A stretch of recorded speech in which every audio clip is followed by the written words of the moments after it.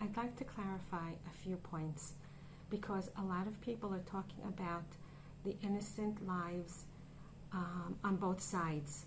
And I would like to explain a little bit what is the difference between what's happening on the Jewish side of the war and on the Palestinian side of the war.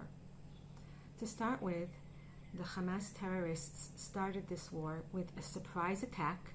Got to admit, hand it to them. We were surprised. They came into our houses. They killed women and children in their beds. Killing them was not enough. These people were also tortured. In the Arab community, when innocent Jews are murdered in all the villages, people go out to the streets and celebrate and give out candies. Another thing which is very important to understand about how Hamas works, they have their offices and their command centers deep within the civilian areas. You will have a building with a command center in the middle floor and civilians living in the floors beneath them and above them. And this is to use the civilians as a human shield and to prevent the Hamas from being attacked. Despite that, when the Israeli army wants to launch an attack on Hamas targets, they warn first. They say, we will be attacking this neighborhood in order to give the civilians a chance to leave. But here's the catch. They have nowhere to go. Now, why is that?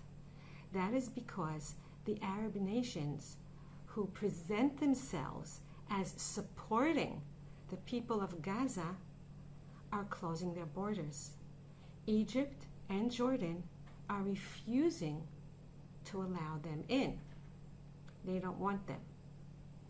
Even the Hamas leadership, who is currently not in Gaza, they have fled.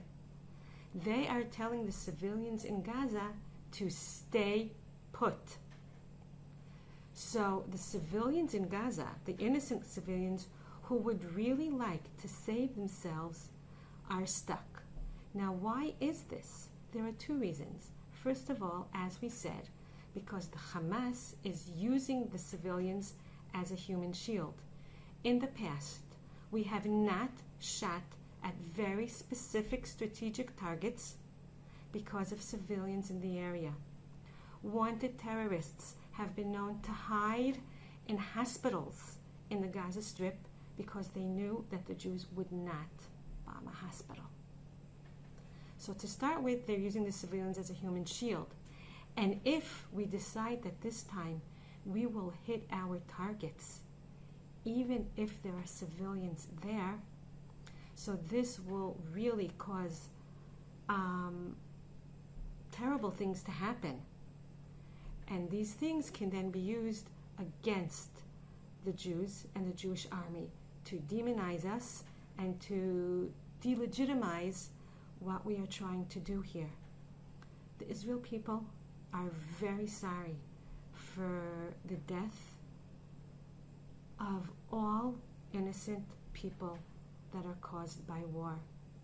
However, we have a war to win, and we are strong, and we are proud, and we will keep our borders safe.